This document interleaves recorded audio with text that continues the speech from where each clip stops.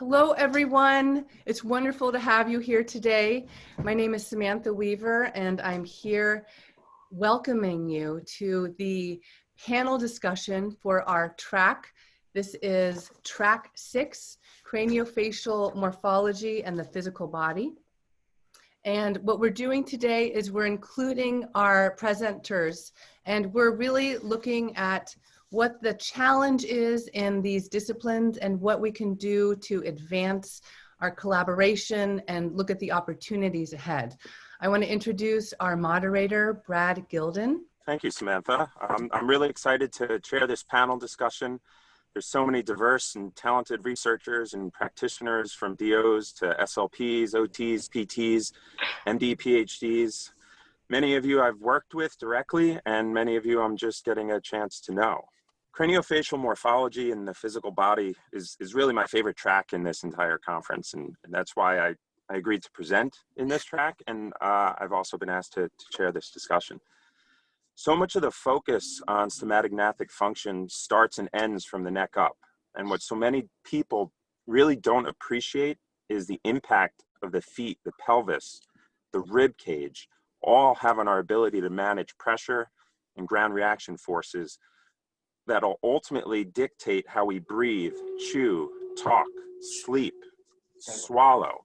And that ground is the ground under our feet. It's the ground that we're maybe sitting on, or it's the ground that we're lying on, called our bed. And I've seen Ron Haruska look at a person's face and tell me exactly where they have a crossbite without looking in the mouth, and how this might have led to a bunion on their left toe. I've also seen him provide tactile input to a right arch of the foot, allowing for subtalar pronation, which in turn eliminated left orbital pain and restored diaphragmatic breathing. I've seen my friend Gregg Johnson treat a foot to restore better mobility to a neck, to change the swallow, and I personally had Antonio Stecco during my first fascial manipulation class clear a center of coordination fascial point on my hip that completely got rid of my knee pain that I'd had for several years. We know from the research and dissections of fascia that there's a continuous web, connections from our toes to our cranium, passing through every muscle and visceral organ in our body. When the entire body is not evaluated and treated, patients don't get better. When we treat symptoms instead of observing patterns of behavior, patients don't get better. And when we only treat one part of the body without respecting the entire system, patients don't get better. Lastly, when we don't communicate, collaborate, and celebrate the different lenses that we all have developed through our varied experiences, patients don't get better. So now I'd like to extend to each of you speakers, we have about 2 or 3 minutes each to discuss some of the difficulties that you see within your profession as it relates to craniofacial morphology in the physical body, and what are some solutions that you think we need to impart to start directing this problem immediately. And so, Samantha, if you want to help me call out some names here, because I'm on my phone. Sure, yeah. So if you wouldn't mind kind of absolutely passing the first.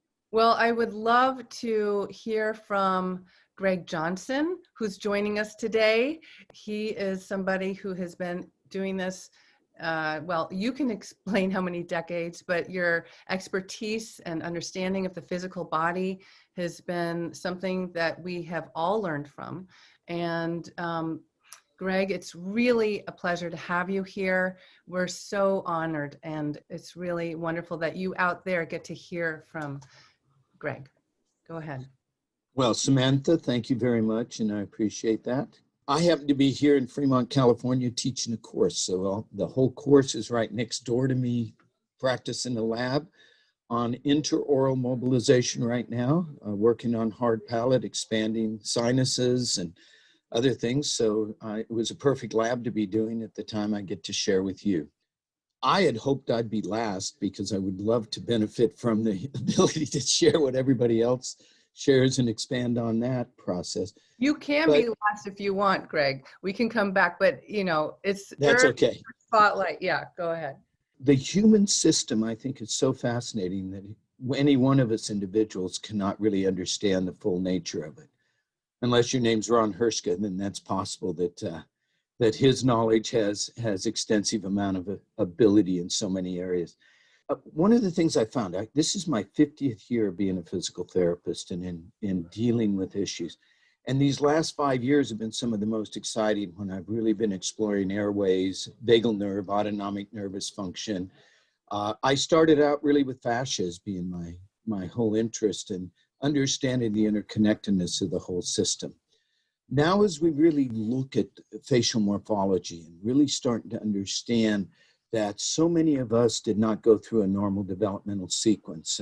Not only did we not do it physically, we didn't get adequate amount of time on the floor that most of us really needed to be able to develop our coordinated system and develop our system as a whole, but our face really didn't develop efficiently. The one thing I'd like to add is that through manual therapy, it's amazing how fast we can expand the hard palate. We can bring it forward. We can reinstate sphenoid function, open up the airways, and get someone functioning. And so the collaborated effort, as all of us are talking about, is the essential component here. Can we collaborate with individuals that can fit in those areas that we don't have abilities in? For those of us who are manual therapists, we believe that our hands can make huge difference. We can identify dysfunctions that are limiting airways, limiting chewing, limiting swallowing, limiting speech, limiting the vagus nerve function, and be able to make amazing differences in it. So I think that that's an introduction at this point. I've probably taken up my couple minutes already. And I'll relieve to someone else and maybe at the end be able to wrap up with some additional thoughts I haven't thought of at this point. Thank you. You know, you bring up so many fascinating elements of the physical body. And I just want to remind people that we have 136 presentations inside our Congress. And not everything is here right now. So if you're going into the Congress and looking and learning, all of these elements are really inside, and that's what our goal is, to share this knowledge from these experts. So, you know, please remember that part of it. I wonder if Cynthia Peterson would be available to speak, and also I know you wanted to share some slides, so you can get those ready. Cynthia Peterson is a physical therapist. We actually met her through the publication of her book, The TMJ Healing Plan. And from there, we've collaborated. And it's wonderful to have you here, Cynthia. Great. Yeah. Thank you so much. First of all, it's such an honor to be here with each of you. I love osteopaths, dentists, all of you at speech language. Everyone has a role to play. And I honor each professional as well as each discipline. And there are some really important pieces that I think we as a group, as a craniofacial, getting the whole body picture, need to somehow get the word out there because it's being missed. And if we just go in clockwise order. So if you see the gal, my patient up at the top, she came in, she had jaw pain, you can see the forked tongue. Well, most people would say she absolutely had to have a release. Well, within a week, so I worked on her whole body. I did maybe 20% in her mouth, gave her homework. She is a physical therapist, so she's very committed and knows her body. But within 1 week, her forked tongue was gone. That's huge. And people don't get that. And I see a lot of clients who I think are already scheduled for a release, who were able to work things out. And some release providers are good about not doing that, but some are not. So the fascia and the whole body connections are really important. If you go to the next slide where you see the tongue partway lifting, this child had actually had a release, did their exercises for the 3 weeks, and totally scarred down. Now they had some autonomic nervous system issues. They had some hypoglossal issues that needed to be addressed, and whole body posture that had not been addressed. So the SOP actually sent them to me, and we were able to get them up to where they needed to be, but it would have been so much better if we'd addressed those issues before surgical release. And what people don't understand is that surgery, it's irreversible. They continue to remodel their scar tissue for up to a year. It's not just a 3-week thing. It's a long-term thing, and it changes everything. So I love the motto, measure twice, cut once. If they need it, if we can, we want to avoid it. If they need it, we want them prepared, and we want them to have the very best results. The next slide is Arnold Schwarzenegger with a diastema space. And this is something I'd love the osteopaths. I've thrown this out to the Stecco and the fascial experts, but I believe that the diastema, that space, is actually a connection, a fascial connection for the cranium. And I have seen some upper cervical instability when those have been released. And I think that's a really important piece. Everything that we've cut from the body, we've later found out, oh, tonsils are important. Oh, those wisdom teeth are important. And I think the diastema and even maybe the frenums have some function, and that we need to really investigate this more carefully. The gal in the upper right-hand part of Arnold Schwarzenegger, she had a diastema release as a child because they wanted to close the space, but they didn't close her mouth. Now she's having pelvic floor and incontinence issues. So we need to treat that whole body. And we'll see a lot. People, I think, are missing the pelvic floor connections with these patients with oral issues. The next client down, you can see the tilted bite versus the even bite. So this was in an hour, I was able to get him more aligned. But I'm seeing clients who are in permanent retainers who are locked in dysfunction. So I would like to get the message to the orthodontic community, hey, you need a whole body professional, an osteopath, a physical therapist, a manual chiropractor, someone who can align the entire body and get that aligned before they do more permanent retention. Looking at the bottom next picture, breathing, everyone's focused on the box, the nose and the throat, which are so important, but really we need to look at the diaphragm, the pelvic floor, that intra-abdominal pressure, and all the way down to the feet. Hypermobility, you can see the thumb, you know, this is from my book, this is the Baton Joint Mobility Index. Hypermobility, I believe, increases collapsibility of the airway. It definitely affects function. Sometimes that fascial tightness is a compensation to stabilize. So we need to start looking at hypermobility. Of course, scapular issues are important. And with the omohyoid, there's connections that I think are often overlooked. And then this is profound. So working with babies has been so instructive to me because you can't give them exercises. So this was a baby that I saw, he'd had a release, he couldn't nurse, and basically we had to turn on his cranial nerves. So we had to get things activated, and you can see by the end of the session, he was awake, his body was engaged, his cranial nerves were functioning, and we've been able to, through cranial nerve work and activation of the genia glossus and some of the others, improve things enough that he can nurse. But that is a huge, huge piece that people aren't looking at enough. Then if you see the top patient, the bottom left corner, you'll see this cute little guy who has a small retruded mandible. So they wanted to basically break his jaw and pull it forward. And the mom said, oh, I don't want to do that. What can I do? Are there any options? And we were able to release the suprahyoids. We had to work with the nervous system and his gag to be able to get his tongue up and calm his breathing and work through his reflexes. He'd missed a lot of steps, but through releasing that, you can see on the bottom picture, he's able to seal his lips. So no breaking of the jaw was necessary. And I love that they're doing early ortho, but we need to be doing, there's so many babies with small mandibles. And I find that by releasing those restrictions and encouraging those sutures and that growth, that we can actually epigenetically improve things. And of course, there's the dura. Cynthia? Yes. I love this presentation, but we've only allotted like 2 or 3 minutes per person, then we're going to have discussions. So I just want to make sure everybody gets an opportunity to chat here. But I have some questions for you toward the end for sure if we have some time, but great presentation. And you can comment on Gregg, and I loved your hyopharyngeal thing. So I think that's huge, hugely important. Thanks, Cynthia.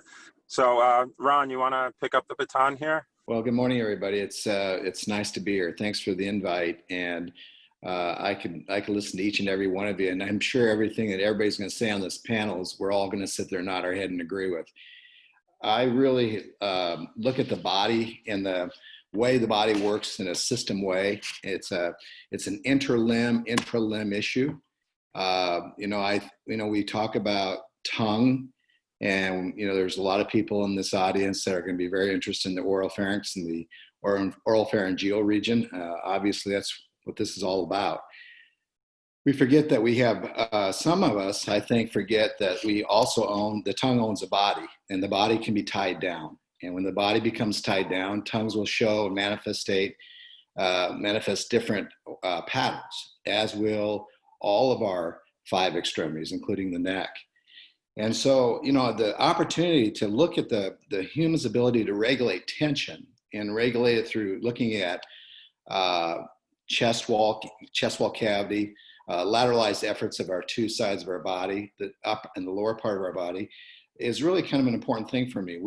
We forget, I think, a lot of the disciplines out there are so tied into and so narrow-minded because of how we're taught. But I can tell you, every discipline offers something to this discussion, and I appreciate the discussions earlier by Gregg and Cynthia that it is pelvis, it's pharyngeal, it's larynx, it's resonance of the chest wall. Our bodies are tied and tuned into what I would call respiratory malposition. Respiratory malposition is resonance. We have a hemisphere in our left side of our head, and we have a hemisphere in our right side of our head.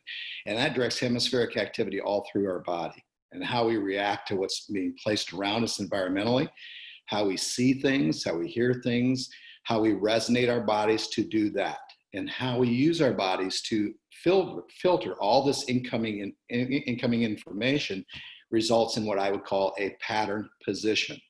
And when we use our tongue and our mandible and our hyoid to direct our body from the top down, we usually end up with a lot of autonomic issues, a lot of sleep issues, a lot of physiology issues, gut issues, vagal issues. We don't have a recurrent laryngeal nerve for, just because we have, a nerve that on one side of the body needs to go back up to the neck after it goes through and around some vessels of the thorax. We have it because our body needs to recurrently move from side to side. And when we forget that, and we forget about those influences on us, Brad, I think you see outcomes that are pretty predictable. So you can predict what the inside of the body is going to look like by looking at the environment that individual is exposed to and how they manage that environment by patterns of many systems, including the 5 extremities we own. So that's about all the time I have. And Brad, I appreciate your comments. I enjoy interdisciplinary, multidisciplinary mindedness. And I've learned more in my life as a physical therapist by working outside my career as a physical therapist with other disciplines that have showed me so much by looking at things in a different perspective. It's all about your perspective and how you use it. Thanks so much. Wonderful. Thank you so much, all of you. We could listen to you for a long time. And I wanted to actually bring in Virginia Johnson at this time. She's an osteopath. She's worked for years related to tongue function. And Virginia, it's wonderful to have you. Thank you for being a part of our world here at the AAMS and collaborating with you. Virginia, go ahead. Oh, thank you. Thank you so much, Samantha and Marc. You have done an amazing job with this conference. It's quite remarkable. But I am going to talk about oral posture, sleep, and chronic pain. And I'm going to go back to the understandings. So many of you have already touched on the total body unity concept. I think we always need to look at the body the way nature looks at the body. The body never took an anatomy lesson. We are various textures of tissue in gravity. It's one entire unit. And keeping that in mind, typically I might see patients coming in with headaches, neck pain, upper back pain, lower back pain. And once I started asking them about their sleep posture, I realized that the etiology for a lot of this had to do with how they were sleeping. And of course, they're not sleeping on their back because they're not able to sleep on their back. They can't sleep on their back because they don't have enough airway. I think there's a misconception that side sleeping or stomach sleeping is normal. It's not. It's common. In our more recent times, we have soft mattresses. Ancient people slept on the ground. You know, they might pad it up with furs or feathers or, you know, something to make the surface soft. But for the most part, people did not sleep on their side or their stomach. So a number of years ago, I had a patient, and I would treat her upper back. Oh, I'm a fairly young person, I would say in her late 30s. And the upper back pain, the neck pain, it would be better for a few days after treatment, but then it would return. And I soon came to realize that she was sleeping on her stomach. And when you consider the total body unity, what's happening is that she's putting a twist in her spine that goes all the way through to the sacrum, to the pelvis, creating sacral torsion. And the reason she's doing that is she found a way to strain her airway to keep it open at night. It eventually came out that she couldn't breathe through her nose.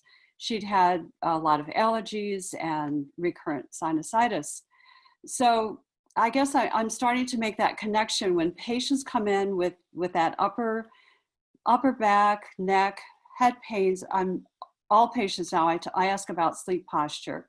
And when patients tell me they sleep on their side, they say, yeah, I do that because I snore. Well, great. That tells me a whole lot right there. They are just going to continue to recreate their pain until they address the airway. With that, I'm just very appreciative because of this Congress and the work that Marc and Samantha are doing, because it's really, in my opinion, opening up the ability to identify a lot of the causes of this chronic body pain. Thank you so much, Virginia. It's, you know, it really is a collective of speakers. And Marc, I wanted you to step in now and introduce our next speaker. Good afternoon, good evening. My name is Marc Moeller. I'm the Executive Director of the AMS. It's so exciting to see this track come to fruition and bringing together, you know, really people who are touching different facets of this. And I'm really excited to see this. And I'd like to propose to this panel that perhaps might be time for a white paper on this subject. So you can take it up on your own. But it's a real honor to introduce Rosaline Lelose-Paul. Rosaline, she is president of the Society of Research in Osteopathy, Perinatal and Pediatric. So for the newborn and for the pediatric population. So this is the French Research Society. She's author of an amazing textbook.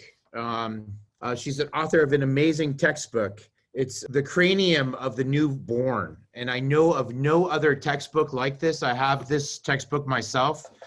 I was really lucky Patrick Fellis got it for me from the editor, who we have here today, Rosalind. So Rosalind, if you like, I can translate for you. Est-ce que vous pourriez parler en français si vous voulez? Merci beaucoup. Bien. Merci beaucoup. Bonjour à tous. Commencez. Donc, qu'est-ce que vous voulez dire? So I can interrupt so our viewers know. She's explaining the challenge of the birth and what this does to the physical body and some of the challenges that brings with the physical body into the world. And so the idea is to go back into this newborn experience of birthing and look at how the structures from there can go on a trajectory of alignment. And if I can add, she also referenced as an example, Treacher-Collins syndrome.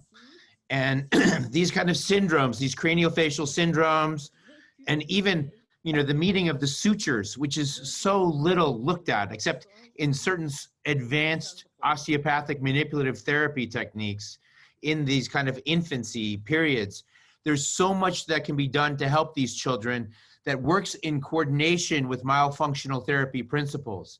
And so I know in some discussions, this is something that she would like to posit as something that could be looked at as including this kind of manipulative therapy, sometimes referred to body work, as a future dreamed of standard of care for infants in interaction and intervention, myofunctional therapy for infants, if you would. Difficulté, c'est vraiment les quantifier et de. She said, it's really so critical to have this intervention before in the first age of life.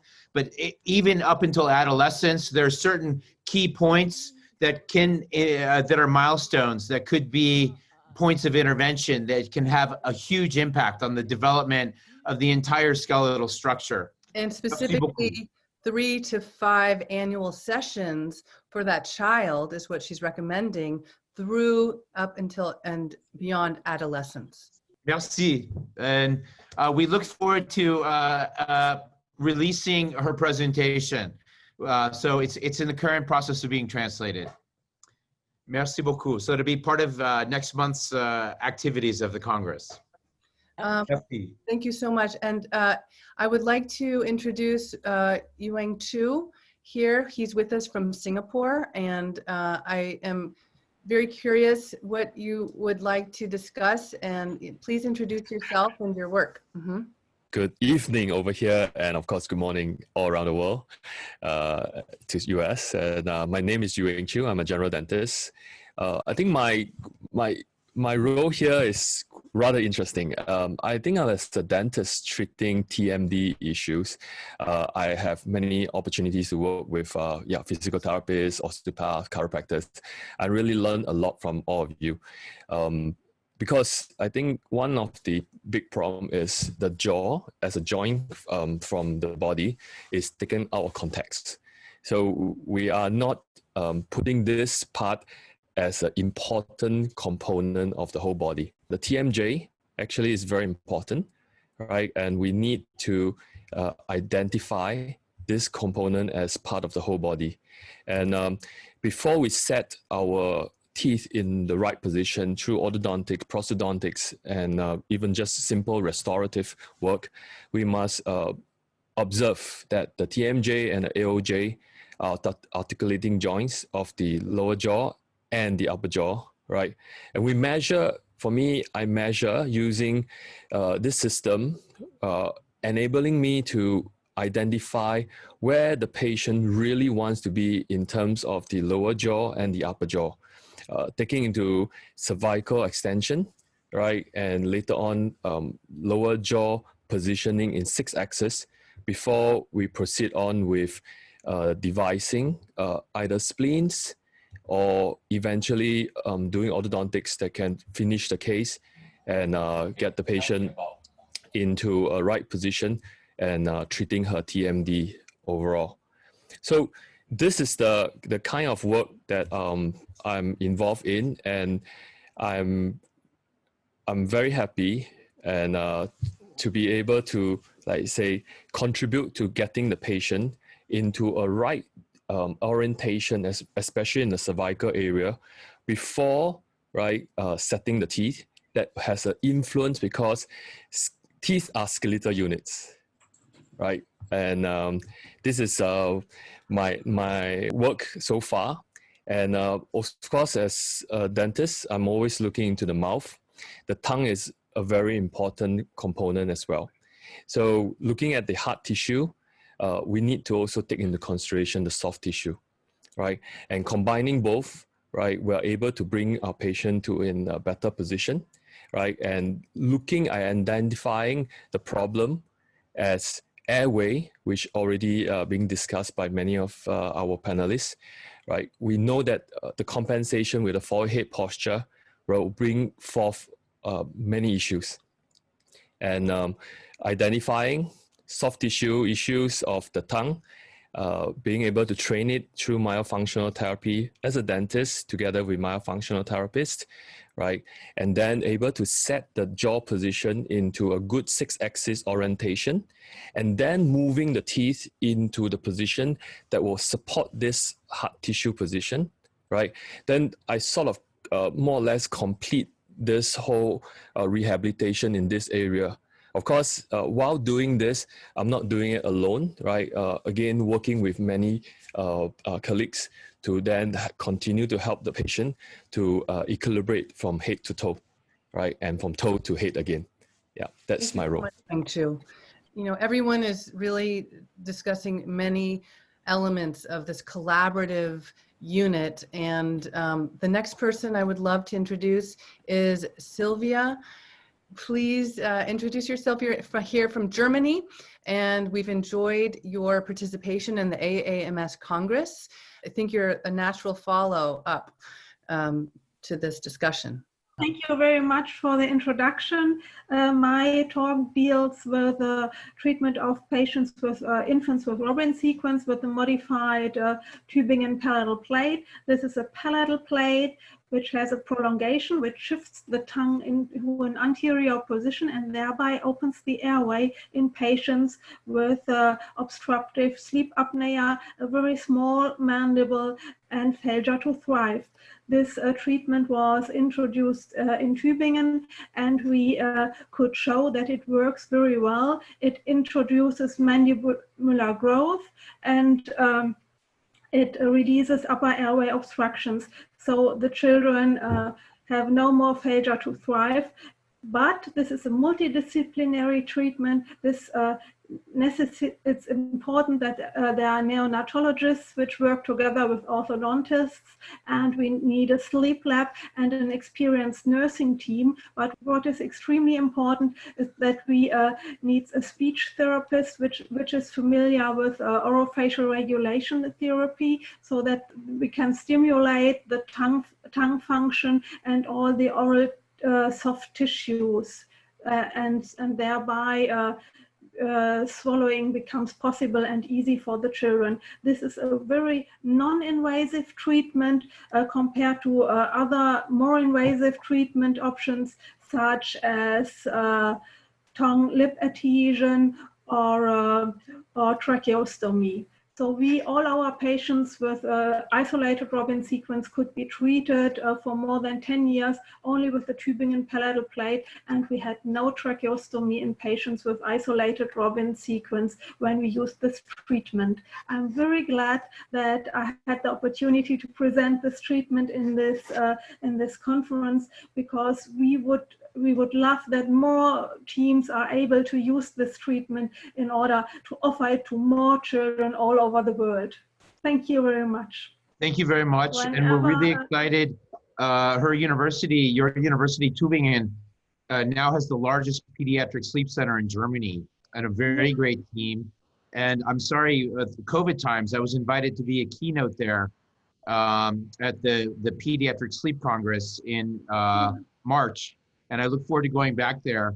And our institute has been invited to help set up a myofunctional therapy center for research with your team and several other teams, including the pediatric sleep team. So I look forward to following up on that with Miria Quante. Yes, so thank you. We work together when I've been to Tübingen, yes. I look forward to introducing next. We just have a little bit of time. So very briefly, Jedre Berchin Felix really is part of a team at University of Sao Paulo, Bauru, that has the only randomized controlled trial on orthognathic surgery and myofunctional therapy. It's a great surgical center for the world. And Jedre, would you please be brief? We just have a couple of minutes. Thank you. Thank you, Mark. Hello, everybody. Thank you for introducing me. I am a speech therapist, and I've been working with dental patients for a long time, especially patients with skeletal malocclusion and also patients with TMG dysfunctions. And I would like to talk about two important points. Sometimes we have a patient and the problem related to the body posture is very, very related to the oral functions. It's hard to understand what comes before, what comes first, the body posture or the altered body posture is a compensation of oral functional problems. But in the TMD patients, we always can see problems in the neck, especially in the neck postures related to the chewing functions, and the pain is during the rest and is during the function also. And it's very important to organize everything. But sometimes I see patients, oral breathing patients, and the adaptations in the mouth and in the neck to provide a better airflow to breathing can change the body posture. Then it's impossible to get a better breathing condition if I don't modify the body posture, because all muscles are connected. And it's very, very important to think about our therapy. Then I was talking about the diagnosis, that we have a relationship between TMD disorders and body posture. We have a relationship between auto breathing and body posture. But if I would like to treat these patients, the patients with these kinds of disorders, I always need to understand the whole, and try to reorganize the body posture. Thank first. you. Thank you, Sandra. You're bringing up all of these very important functional elements, which is why we have physical therapists, osteopathic physicians here, dentists, orthodontists. This is not just physical therapists, but we are working as we do with treatments for the whole body. So I want to pass it over to Dr. Stecco, Antonio Stecco's work in the fascial manipulation, but also understanding the human fascial system has been paramount. And we're very happy that you're able to come here today. And Dr. Stecco, we would love to hear from you. Really nice to be here.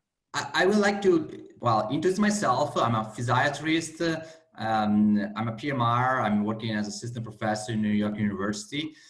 I wanted just to explain a little bit more about fascia. Okay, so to take in consideration that it's impossible to separate the fascia of the neck, the fascia from the mouth, the fascia from the chest.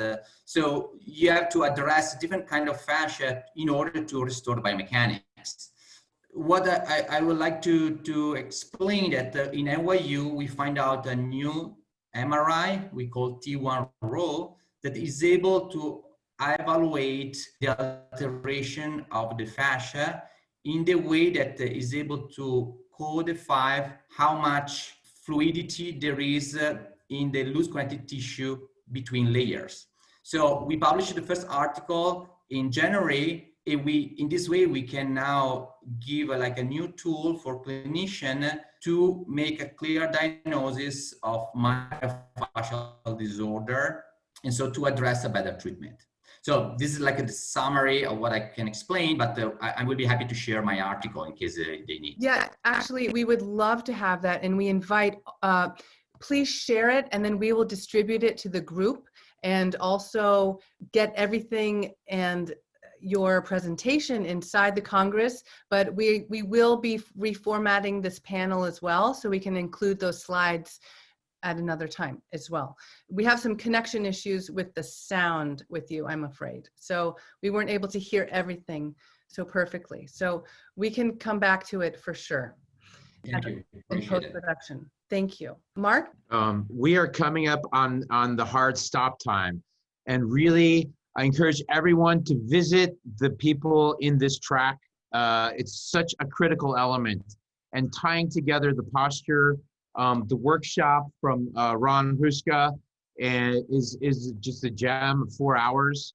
And Dr. Stecco, Antonio Stecco, just recorded a mini workshop for us. So that will be released and spotlighted next week. And, lo and behold, the tongue is tied to the rest of the body. And as my mother always said, the tongue is the rudder of the spine. So thank you so much for your work. I'd like to challenge you all to carry on this discussion, and I want to challenge you perhaps to consider a white paper. Thank you very much. I'll collectively reach out to the group and we'll carry on this conversation. And But also, right now, I just wanted to say one quick thing. We have someone here who was not able to present. I didn't see his name. This is Sergei Minaev, and he's from Russia. He's PhD DDS. maybe let him say hello for 1 minute or 2 minutes. Please say hello. Thank you very much. I'm very proud to be surrounded by such great scientists, doctors, and now I feel myself like I'm a member of big family, and this family is very friendly because we are on the same wave, on the same tune. So thank you very much and hope to see you soon. And now I've got an impression, I've got a kind of power to continue my work because now I'm a member of such a great team. So Thank you so much. very much. It's wonderful to have your participation. We have 43 countries represented in our Congress. So it's really, we're highlighting a collection of experience. Brad, I wanted to have you maybe wrap it up here before we sign off. Yeah, thanks, Samantha. Thank you, everybody, for sharing your vision, your thoughts. This is such a, really, we're on the cutting edge of this, and the rest of the world needs to know about all of our work and how we're working together to find solutions to be able to address these issues in infancy and, early adolescence, prior to these issues becoming problems of adulthood. So continue with all of your great work, continue to share your work, and we look forward to hearing from all of you in the very near future. Thanks, Marc and Samantha, for all you do. Thank you, everyone. We will follow up with you all, but I just want to say thank you again. And to our viewers, we're going to take a 10-minute break, and then we'll be back live with our next track. And we're going to go into track 7, which is sleep and myofunctional therapy, in just a few minutes. So at the hour, we will start the next panel, and these are presenters who are in our AAMS Congress. So if you haven't heard from them, go in and listen to their fabulous presentations. We're really honored to bring their words to you. All right, see you in a few. Thank you. Bye. Thank you. Bye.